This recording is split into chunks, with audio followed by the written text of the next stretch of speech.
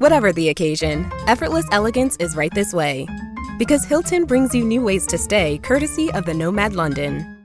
And it doesn't stop at award-winning dining in a space draped in velvet and illuminated by vintage chandeliers. No, this day goes beyond with unparalleled personalized service and attentive hospitality. Oh, and did we mention the Nomad London can be booked using your Hilton Honors points at Hilton.com? Hilton, for the stay. Llegaron los nuevos McCrispy Strips, listos para aventurarse en la mezcla de mayo ketchup, la barbecue que quedó en el fondo de la cajita, Hot Fudge Sundae y en la nueva Creamy Chili McCrispy Strip Dip. Los nuevos McCrispy Strips, ahora en McDonald's. Ba-da-ba-ba-ba. This show is part of the HeadStuff podcast network.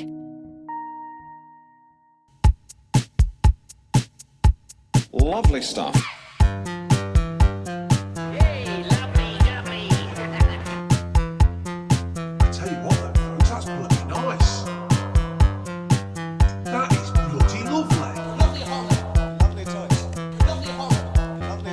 Hello, and you're very welcome to the lovely show. You are very welcome. You're very Indeed. welcome. My name is Kevin McGarren. And I'm Justine Stafford. Justine, you're coming live from London town. This is it, darling. I am here now, 2.5 weeks? Wow, how's it? And I'm coming to you. It was only a matter of time, Kevin. It was only a matter of time until my next health update. Oh, wow. Can't wait to hear more disgusting events of your body. Do you know what? I thought I'm in London. I may as well give the NHS a go just to see what the crack is, what it's like compared to Ireland. Get a tooth pull or something. So, full disclosure, the incident occurred in Ireland. The day before I left, I fell on a step in my house, completely sober, which is the worst part of the story. But there was an instant shocking pain in my rib. And I thought, well, that's not ideal. But look, I was first of all going to. Are you 78 years old? There is a 78-year-old inside me that is at all times. There's two inside me at all times. There's a 78-year-old and there's 11-year-old me. So it's an elderly. Sounds like the worst orgy ever. But they're always at odds with each other because the 11-year-old me just wants to eat every piece of cake or food in general that's on the go. And then the 78-year-old just injures himself on a step. Yeah. Who the fuck under 70 injures themselves on a step? It's pathetic. The problem was, I bought this isn't tragic, I'm reviewing too much about myself. I bought this new foot deodorant because obviously normally just for the sunny, because it was really sunny there 2 weeks ago and I don't like. Who'd be smelling your feet? Honestly. We'd be going to our rehearsals, right, and have to take off our shoes. And I was like, well, I don't want to be the one that's talked about. Smelly feet Stafford. Yeah. Smelly feet Stafford. So I got the foot deodorant spray, right, and I sprayed it. But because I'm an idiot, I couldn't be arsed taking off the socks because I'd already put them on. So I sprayed it over the socks. Brilliant. But you know what that did? It made the socks very slippy. I was going to say, it slipified the sock. It would have been, I'll tell you, a great thing. I'm going to bring it to the next bouncy slide party because it was serious slippiness. It'd be ideal for that. Anyway, did that and then slipped directly onto the stair in my house on my rib. And it was very, very, very painful. But I thought, I haven't the time to go to a doctor. I can't. Where would I get the time? I'm leaving the country tomorrow. So I waited till I got here and, I was lying on the floor for a few minutes thinking, Jesus, this is sore. But then eventually I was pull yourself together, Stafford. Did you not have a little sort of button around your neck that you could press for home help? I think my parents would probably get me that for this birthday coming. I've injured myself on my sleepy socks. I'm in here, lads. I'm in here. Yeah. Do you know what? That is the problem, though. I live alone. And if there ever was a serious incident, Jesus, what would you do? I'd be too embarrassed to even shout or scream for help. I'd be too embarrassed. I'd have to just. You'd have to wait for the Meals on Wheels, lads. I would, yeah. Try and make some kind of signal in the hallway. I don't know how. Maybe I'd knit something that I could put out the door. Yeah, crochet. Just slide out under SOS. the door. A little flag, I'll start with. All ahead of me. But I got here anyway, and it just got worse and worse. And the pain started spreading to other ribs and around my chest. Were your boobs affected in any way? No, it was just under. So all good. That itself. Thank God. There wasn't much there to begin with. So if they were damaged in any way, it wouldn't have been good for me. Would have been dozens of men disappointed with that renovation. Yeah, completely. But look, I was Googling, obviously, first and foremost, because I didn't want to go to a doctor. So, you're meant to rest when you potentially crack a rib. Mm-hmm. Now, I timed this perfectly because we're doing 3 weeks of a stage show with dances. So it's kind of beautiful and just very me. But anyway, we have a few days off the minute. And I thought, you know what? This pain is getting a lot fucking worse. So I said I'd go to the NHS. And so I went to their A&E, right? And just so there's no questions asked, if you're even a temporary resident here, you can head into your NHS free of charge, Kevin. Now, if I was trying to act like I was incognito, I didn't do a great job because I went down in my Guinness jersey and my Guinness socks. But look it, no questions Some were Irish asked. stew in your pocket. Did you even put on a London accent? Hello, Gavin. Did I fuck? I've injured me rib, so I have. You keep going into Australia. I don't think I can do it convincing. I don't even know if I could hold it for, although it'll probably be, all right, I feel like I've injured my rib. I took a tumble on a step. It's like a little tumble on the apples and pears, innit? Very there good. You go. Use the local fucking lingo. Cockney in there. Yes. I'm a local now. You get you in straight away. Get this local to Top the of best the doctor queue. we have. Top of the queue. But anyway, I went in yesterday and this is shocking, Kevin. Right now, look at my only comparison really is accident and emergency in Navan or the Mater Hospital. Yeah. Both very, very busy places all of the time. But I went in yesterday at 3:30 p.m. Sorry, 4:10 p.m. Wow. 3:30 is when I left the house here. 4:10 p.m. I was in there. I was out at 6:10 p.m. Get away. And I, in that time, had seen a nurse, a doctor, got an X-ray, gynecologist. and got a prescription. Wow. In 2 hours. That's unreal, Justine. Isn't that incredible? I'm actually delighted I went in one sense because I got to experience the NHS. Now, I do think they're trying to dissolve it and it's all going to be privatised, but it was nice to get a bit of an experience of it before it's gone. Yeah, definitely. I don't think I've ever experienced NHS, but it sounds amazing. I'd nearly injure myself just to go through it. Down. Now, the hospital I was in a bit of a like posh area, so I also reckon the majority of the accidents in there are someone cutting themselves on an avocado knife. I was going to say, yeah. So there was nothing major going on there. Yeah. Not comparable to the Mater. That was my question. Is it because they're very, very efficient or there's just less drunk people injuring themselves? I'd say it's a combo of the two. There was one drunk fella in there yesterday. One. But that's unheard of, just the one. Was he Irish? No. Thank God. No. I know. And me sitting beside him in a Guinness jersey, I was like, this isn't going to bode well for me. If I'm beside you, they think we're a duo. He tried to drink you at one point. Come here, you beautiful big pint of Guinness. Get inside my belly. But I cracked a rib, but there's nothing they can do with it. There's just sometimes a risk with a cracked rib that the bone that's shattered has punctured and doing a little slow puncture on your lung.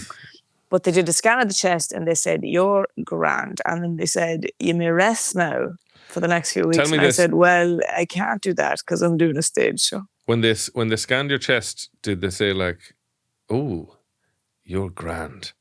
Or was it like, oh, you're grand? Because can you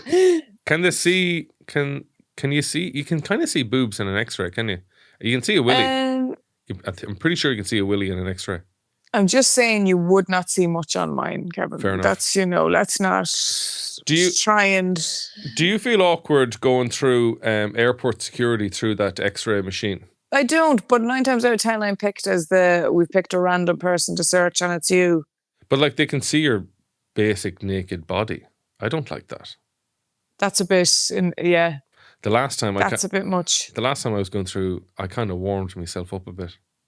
Yeah, that's right. Do you know what I mean? Yeah. Give them a show. Give them a bit of a show. Lovely stuff. Hi, it's Connor here, creator of The Greatest Matter, a Victorian Gothic crime drama. It's a tale of murder, mystery and the occult set in Victorian Dublin. And if you're an audio drama fan or a reader of Gothic stories from Arthur Conan Doyle to Bram Stoker, then it should be right up your street. Or if, like me, you're the sort of person who likes your TV, crime and mystery to be all Victorian, Sherlock, Penny Dreadful, Ripper Street, Vienna Blood, Carnival Row, then this is for you too. It's a 12-part series featuring some top Irish actors, and it's out now on HeadStuff Podcasts. Just search for The Greatest Matter wherever you're listening now. I found a kid who swings a golf club like a dream. I'd like to try to qualify him for the U.S. Amateurs. Coming to Apple TV Plus. What's your name? I'm not into older guys, but I'm flattered. A new comedy series, Stick. I don't want to go on this trip. Your mouth's saying one thing, but those eyes are saying something else. From the home of Ted Lasso. This is your shot at redemption? This is your mulligan? Owen Wilson. This game takes and it takes. The game's finally giving me something back. Stick. You know Arnold Palmer? Iced tea, lemonade, mix it. I'm missing a nap for this. Streaming June 4th on Apple TV Plus. I think you're on mute. Workday's starting to sound the same. I think you're on mute. Find something that sounds better for your career on LinkedIn. With LinkedIn Job Collections, you can browse curated collections by relevant industries and benefits, like flex PTO or hybrid workplaces, so you can find the right job for you. Get started at linkedin.com/jobs. Finding where you fit. LinkedIn knows how. Speaking of insane costs, a story that I just find absolutely incredible because it's just Ireland being Ireland. The National Children's Hospital. Oh, yeah. Oh, it's on a mad one.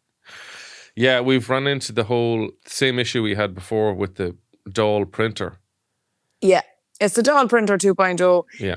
They were trying to install a part of it, and I've discovered that it's not big enough to get into the room. Now, Yeah. I think they've gone about this all wrong. They really should have built the hospital around the equipment.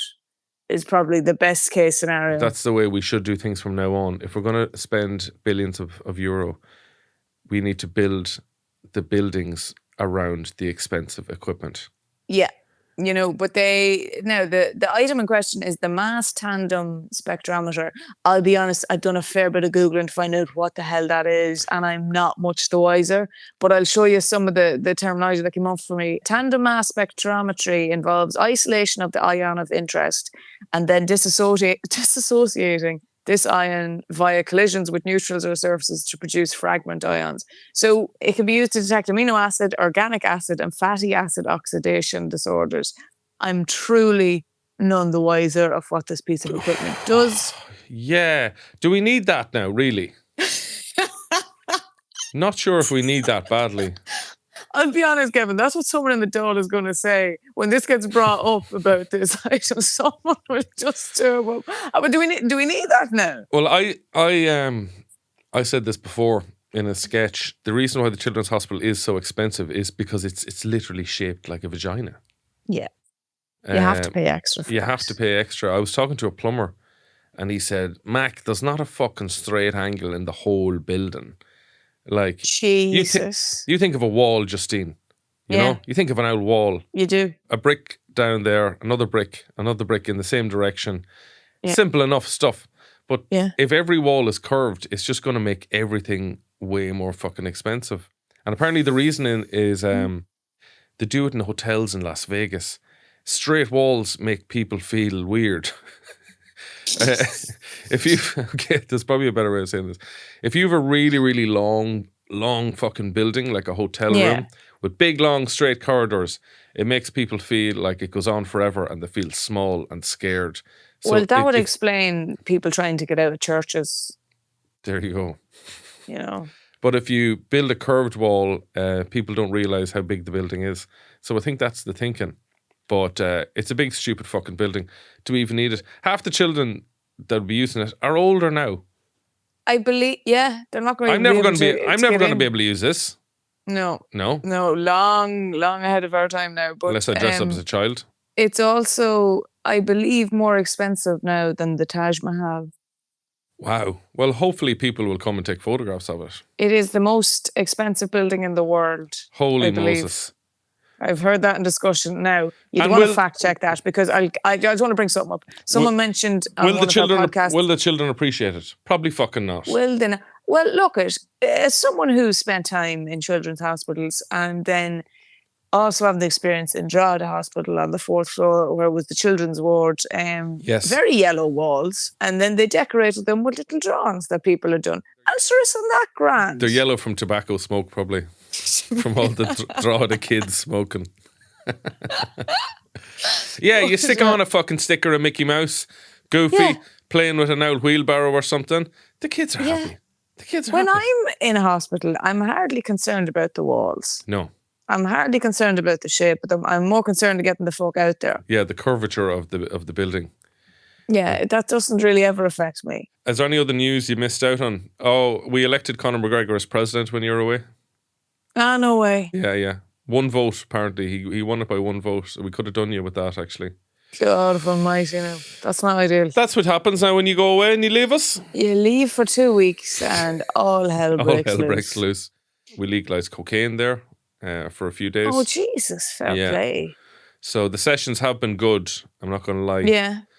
I've left you in safe hands. But also, sorry, again, about the fucking printer and the Oireachtas, right? 230,000 to try and fix it. And the printer itself was 808,000, yeah? Yeah. So $1 million spent on this thing. And you know what then some people at the Oireachtas decided to do? They decided to protest by not using the fucking thing. What was the point in buying the thing to begin with if we're not even going to use it then? And I feel that's exactly what's going to happen with the Children's Hospital as well. They just end up as a protest not using it. Do you know what the printer was bought for in the Dáil? Probably put photocopy your arse. I wish, Justine. There's big arses in that office, so they had to get an extra big one. That's the only reason to justify it. This was when Mary Harney was Minister for Health. It was made for election posters. To print election posters and pamphlets and stuff. And I hate that we're still in this day and age that we're still picking our politicians based on posters. Yeah. Like, Jesus Christ. It just seems a very outdated way to advertise a politician. The only time that's allowed, and I'd say it's not allowed anymore, is when it used to be for student council in colleges, because it would just be, you wouldn't have a clue who any of these people are, and they'd be like, well, he's a bit handsome and she's very pretty. Yeah. That's what a lot of people went into their little ballot boxes with. I'm going to vote for the hot one. No, I wasn't. I knew their policies. I knew the whole lot. But you can't get away with that when you're running for government. No. You can't. Every fucking poll in the country. A politician on every poll, Justine. Yeah. That's what they said. That would be a strip club that wouldn't last the night. Lovely stuff. I found an interesting bit of Irish history here. Not sure if you're aware of this. Paddy, Bridget and Uncle Adolf meet the Irish... Oh, God. The Irish Hitlers. Stop. On a sunny summer afternoon just over a century ago, young Bridget Dowling spotted a dashing foreigner with a dangling gold chain at the Dublin Horse Show. I don't like this. The handsome stranger in the Homburg hat at the RDS was none other than Aloysius Hitler, brother of the future leader of the Third Reich.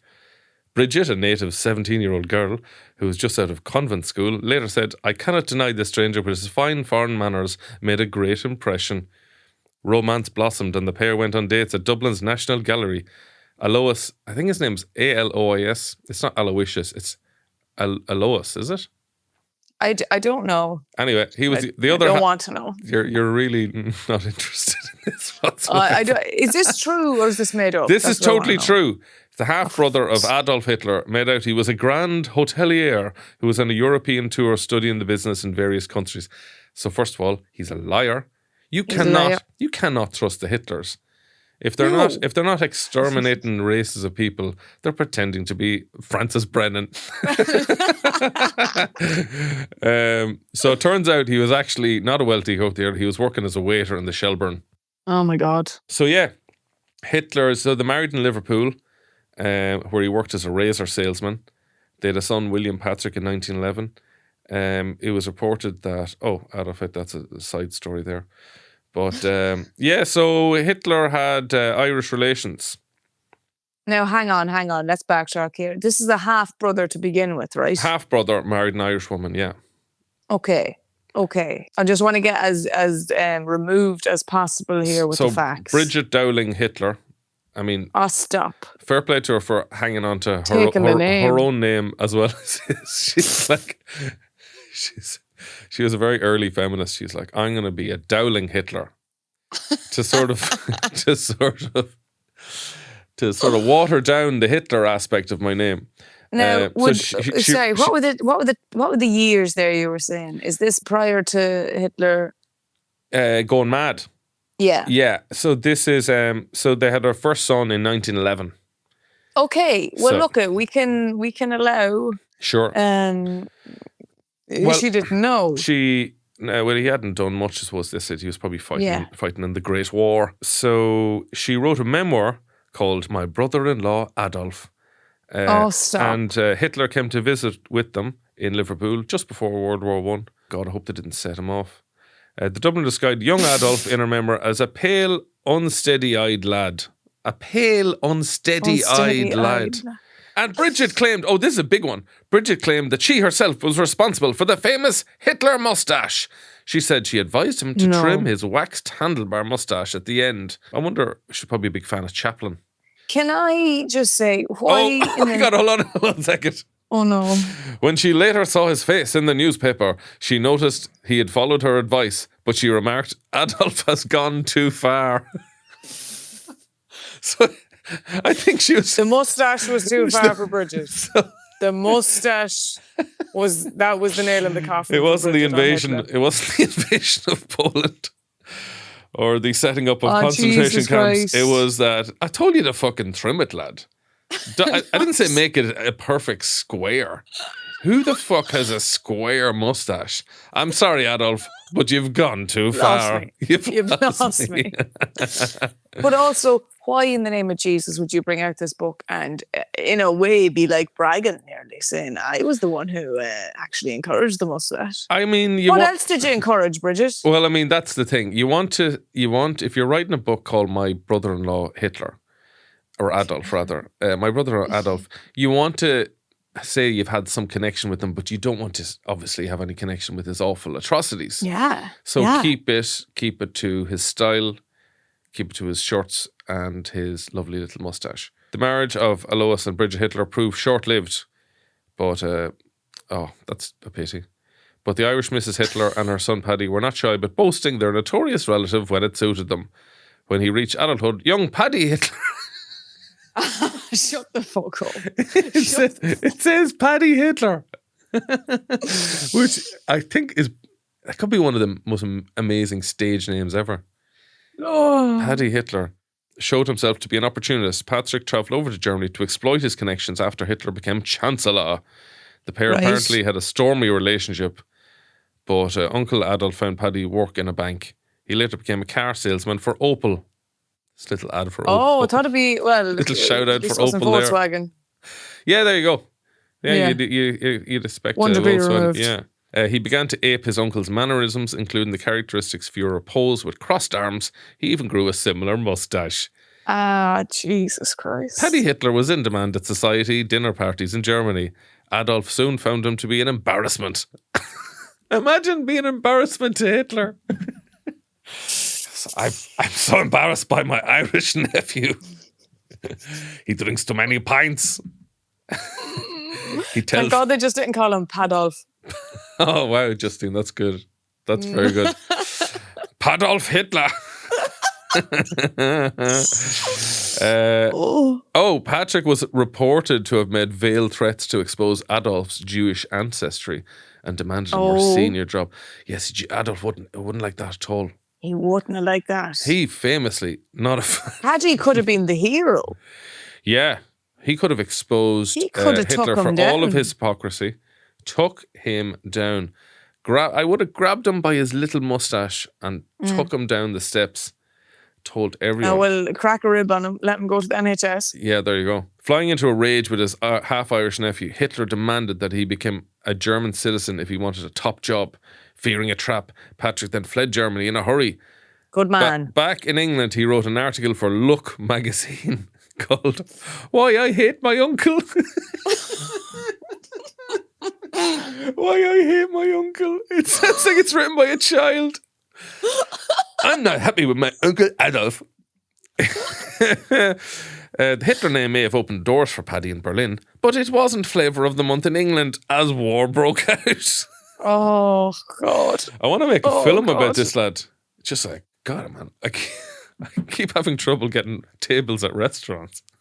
Yeah, but also Hi, writing that table for article, two. that's very... Table for two. Paddy Hitler. Yeah, we've no reservations available. No. What the hell is going on in England? Could I get a takeaway even? No. I'm sorry, we're closed. Actually, we're fully booked. But we're writing that story is very reminiscent to me of. I don't know if you ever did that with your siblings when you were having a fight. We'd like write each other notes under the door to each other. Yeah.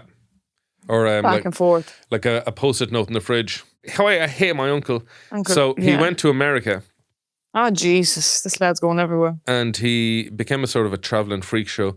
He gave lectures warning America that his uncle was a madman surrounded by sexual perverts. Well, that's now, at least he's trying to do his bit. He's trying to clean up his act. Yeah, he joined the US Navy in 1944. Oh, that was fucking handy. That's a handy time to join the Navy, just right before the end of the war. He saw action and received a shrapnel wound in his leg. Oh. Having cashed in on the Hitler name before and during World War II, Bridget and Paddy then decided to drop out of public view completely. Probably a wise decision. Yeah, a bit. Took them a while. Probably saw the writing on the wall. They're like, you know what? Let's change our name to... Probably would have dropped it. I probably never would have took it, obviously. Yeah. Well, I mean, it's hard to know what you do in these situations, Justine. If you had a mad uncle and he was just made Chancellor of Germany, and he was a bit wild, like, but he hadn't done anything too bad at this stage. I wouldn't want to be associated with him. But Justine, like also I... Yeah, you would. You'd be Justine Hitler. I have two trains of thought on taking a man's name anyway. I wouldn't want to lose my name because Stafford, my family I love them and I want to keep that name. The only reason I'd take a man's name, strong fucking name. It's Stafford, we have a coal. It reminds me of like scaffolding, or reminds me of like bars you have in the middle of concrete. Yeah, they're strong. They're strong, yeah. sturdy. But we have a bakery. None of these are businesses, but there's Stafford's Bakery, there's Stafford's Funeral Home, there's Stafford's Coal. Yeah. A strong name. But I wouldn't want to lose it. But the only reason I would take a man's name if I married him would be as a threat. As in, if he does me dirty, you better believe I am dirty in his name all around the town. Yeah. Justine Stafford didn't rob a bank and piss on a car. Justine O'Reilly did. Yeah. And the O'Reilly name is going down with me. You would drag that name through muck. Yeah. That's my reason for why I would take a name if I was getting married. But I don't think I would. What other crimes would you commit under this name? How bad are we talking? Well... Would you kill a dog with a tractor? I would never. Never. Never. I'd let the dog drive the tractor. You let a dog drive a tractor? In a safe area where there's no one. Into a credit union or something. I saw a story there actually about a man who brought his friend to a beach because he's blind and he wanted to drive and he wanted to go somewhere where he wouldn't be at risk of hurting others. Sorry. Yes. Yes. A story about a man who brought his friend to a beach because he wanted to drive and he was blind. Yes. Why would you get enjoyment out of driving a car if you're blind? That's what I was curious about. Now, I don't know if he's partially blind, that he can actually see a bit. See, but obviously wouldn't be safe being on the roads. Obviously, he got some enjoyment from it. But if I was someone who had never had vision, I wouldn't have a clue what I'm doing. You'd feel the force of your driving, I guess. But I don't think it would be something that I'd want to do. Maybe it's just something that you would want to experience. But personally... Yeah, wouldn't be. I don't mean to belittle the blind community, but would you get the same buzz from sitting in one of those little cars outside of Aldi? You know, the little motorised car you put in €2 and it sort of... Are you talking about a trolley, Kevin? No, you know the little thing for kids that goes up and down? Oh, yes. €2 things in shopping centres. It's the same buzz really, isn't it? I'd rather get one of those than drive a car any day, quite frankly. So get a hairdryer and blow the wind back in your face. Fair play to the friend, but I hope he got something from it. I'm assuming it's that he had the ability to drive before and kind of misses that feeling. If you were a big car fanatic and Oh, yeah. suddenly lost your vision, you do kind of feel like I can't really go out on the roads. And was so it fair play. Did it everything went fine? He didn't injure anyone or drive into the sea? No. I think it was a very secluded Beach. place. There was no one around. Yeah, there was no one around. Just lads training for boxing matches running along the shoreline. Yeah. Well, that's kind of a feel-good story to counteract the story of the Paddy Hitlers. Yeah, not a great one. Wow, I didn't know that, and I was quite happy not knowing that, actually, Kevin. Do you want to hear another mad fact about a dictator? Great. Well, no, actually, no, he wasn't. I don't know. Lenin, not John, Vladimir. Yeah. Vladimir Lenin had an Irish accent when he spoke English. Yes, I believe he learned or English rather, from... An Irish tutor from Rat Mines. Oh my God. Vladimir Lenin, the Russian revolutionary, spoke with a Dublin accent, according to Roddy Connolly, son of James Connolly, who said in 1976 Irish Times feature that Lenin more specifically had a Rat Mines accent. I'm not sure what a Rat Mines accent is. Is it posh? I know it's a posh area now, but was it always posh? Ranelagh be more heading towards posh. Ranelagh. So yeah, he had an Irish kind of in between. He had an Irish tutor who lived on Leinster Road. So when he spoke, again, we're going back here to before Donnybrook accents in Dublin. So this could be a real Dublin accent. Yeah, it could be. It could be. We need to redistribute the wealth to the workers. The workers control the means of production, lads. I'd fucking love to see that. I don't know if there's any recordings of Lenin, but it's a current Romanian, I believe, politician who speaks with a country Irish accent, and they were interviewing him outside of government, where he was like, "Judges, I think that would be grand." Grand. He said the word grand, but using it in the sense of like he's that a would Romanian be lad. An amazing opportunity for this country, but he was saying it as grand, which to him, give it a shot. I think that would be grand. I'll find the clip now, but it's outstanding. Yeah, I think we need to send more cultures abroad. To I mean, I'm doing that here now, Kevin. Look at me go. Yeah, I mean to teach English. Oh, yeah, well, yeah. Hey, I'll tell you one thing. Not to clog up their fucking hospital waiting lists. Well, they understood me perfectly. Did you tell them in the hospital that you fucking sprayed shit on your sock and slipped down like a bollocks? Well, I didn't spray shit, okay? It wasn't shit. I'm not from the back. You sprayed aerosol. But I don't act you sprayed aerosol on your sock, turning it into an absolute slip and slide. Did you tell them that? Very fun. Did you tell them that? I didn't tell them that. No, they didn't need those details. That's private information. I feel like if you have an accent, you should tell the doctor exactly what happened, even if you look like a stupid idiot. Yeah, well, see, that's why the people who work doing x-rays, they have the stories. They know the crack.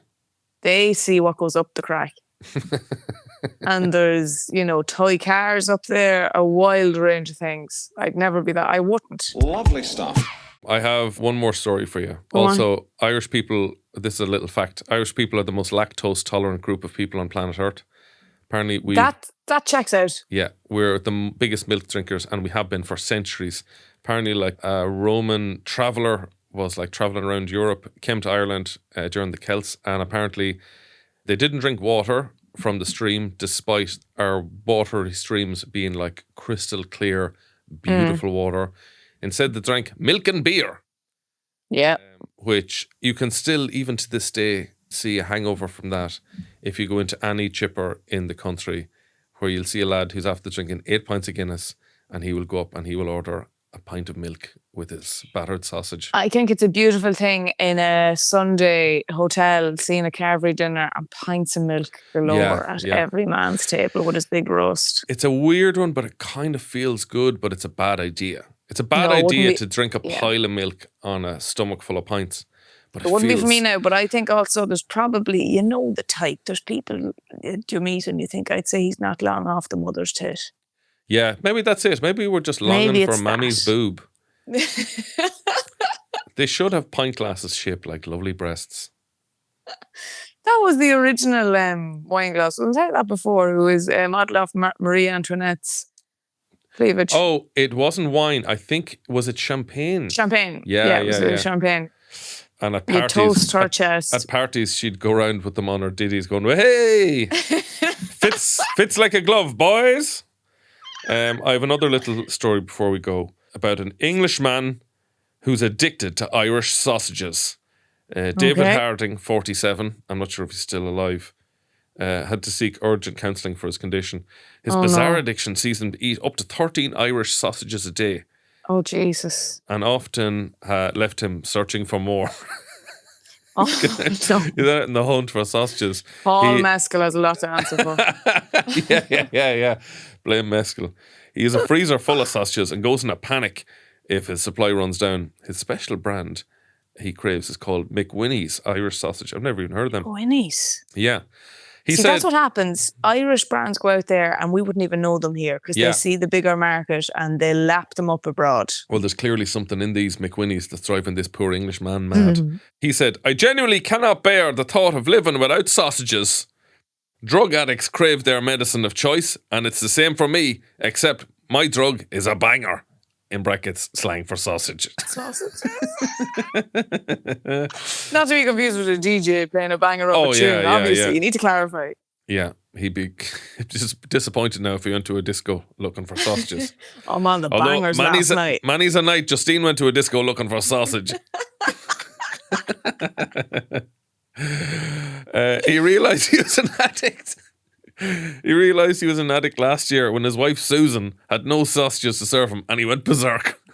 Oh my God. The thought of it threw me completely off track. I realised something wasn't quite right and I sought professional help. Psychiatrists have told him that the addiction is not physical. There's no chemical addiction related to these sausages. David said, apparently I just like sausages, plain and simple. I prefer doing it in this accent than the English accent. Now he's Irish. I don't see that there's nothing wrong with that, but I do think they'll have to look at ways to control my urges. McWinnie Sausages MD Kevin McWinnie said, we are pleased that this gentleman likes our sausages, but wish him well in his quest to control his habit. His habit? Just see him with a spoon and tinfoil to cuddle in the corner. You're like, Jesus. Oh no, it's just a few cocktails. I'm just trying to cook a sausage in peace, lads. Well, when are you back? When are you back to us? I'm back on Sunday. Oh, you're back on Sunday, so we'll be on face to face next week. I will surely, yeah. I cannot wait, Justine. The place has gone to pot. I haven't washed. Yeah. I haven't done a single dish. The fucking podcast studio is an absolute tip, if I'm honest. Yeah, I can see that. You're only showing a very small section of it. I'm not wearing trousers. What the rest of it looks like. I'm not wearing trousers, Justine. Yeah, no, I'm not surprised. I've given up. I'm not wearing socks either for fear of slipping down a step. And you're eating raw sausages all the time now. I wonder, does he eat them raw? Has he ever gone? That's how you'd know the addictions. Yeah. That's when you know you have a problem when you're eating raw sausages. Well, next time we'll see you on Irish time. We will. The same time as here. Cannot wait. On Irish soil, you'll see me. I hope you kiss the floor like Katy Perry coming out of her little tube. Yeah. God's laughter. Thank you very much for listening. This has been the lovely show. You've been lovely. You have been lovely. And I look forward to being back and seeing you and catching you. We'll see you again next week. Over a pint of milk. Oh, and yes. a sausage. And a raw sausage. And like a meaty fruit. Good luck. Good luck. Wonderful, aren't they? So talented. This show is part of the HeadStuff Podcast Network, a hub for the creative and the curious. Shows are produced in association with HeadStuff and the Podcast Studios Dublin. Find out more or become a member at headstuffpodcasts.com.